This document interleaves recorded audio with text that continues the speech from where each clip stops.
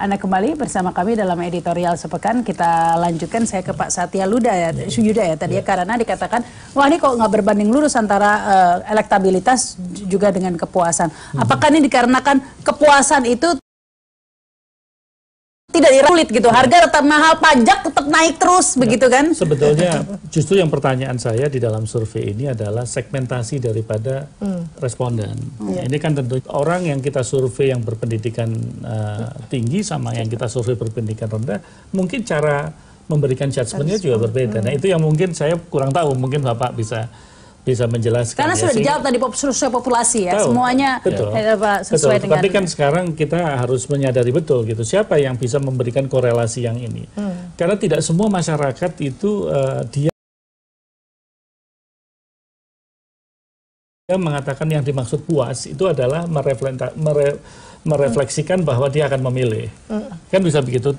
Mungkin kayak keberadaan atau kan figur dari seorang Pak Jokowi itu jujur saja lah, dari sekian presiden kita punya dia different, dia kan berbeda, dia kebersahajaannya itu kan menonjol sekali, dia tidak membedakan antara dirinya dengan rakyatnya, itu menonjol sekali, kita harus akui. Justru fenomena ini fenomena yang luar biasa. Tapi pertanyaannya bukan masalah kebersahajaan, pertanyaannya masalah puas tidak dengan kepemimpinan, artinya dirasakan manfaatnya tidak dalam.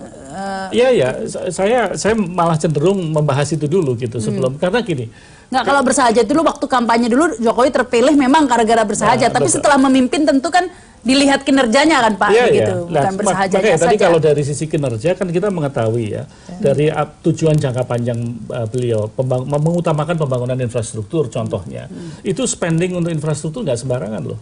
Memang tidak dirasakan dalam jangka pendek gitu, tetapi kaum intelektual yang mid level ke atas dia merasakan bahwa ini akan suatu saat akan bermanfaat gitu ya. Tetapi kembali lagi ada yang kalangan di bawah yang dipikirkan bagaimana dia bisa makan besok pagi. Nah itu masalahnya. Ya kan? Nah itu baru mungkin mempunyai agak sedikit perbedaan. Tetapi kalau kita melihat mengenai penggelontoran dana desa ya di dalam undang-undang desa, ini kan sebetulnya luar biasa. Bayangin satu desa dia bisa manage uang 800 sampai 1,3 miliar. Ya tergantung demografinya ya.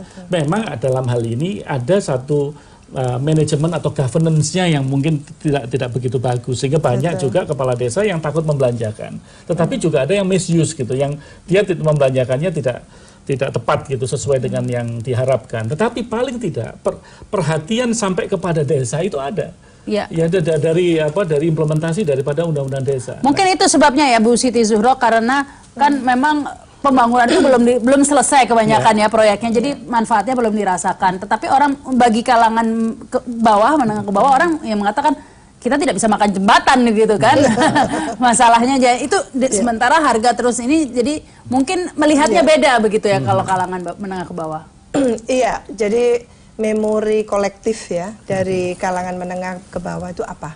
3 tahun terakhir ini tentang pemerintahan Pak Jokowi. Tentu itu yang diharapkan banyak, karena hadirnya Pak Jokowi dalam pemilu 2014 pasca tentunya dilantik dan sebagainya, harapannya tuh luar biasa, karena janjinya manis sekali bahwa rakyat nanti gitu kan dienakkan, kan kasarnya seperti itu, dienakkan dengan berbagai cara. Ternyata BBM naik gitu, naik lagi, pajak naik ketat lagi, begitu. PLN dan semuanya, dan bahkan gitu ya ada yang subsidi itu ditarik gitu ya, dan sebagainya yang sekarang kalau memori kolektifnya bagus, enggak apa-apa, mungkin benar apa yang dilakukan oleh oleh survei ini. Berarti memang realitasnya seperti itu.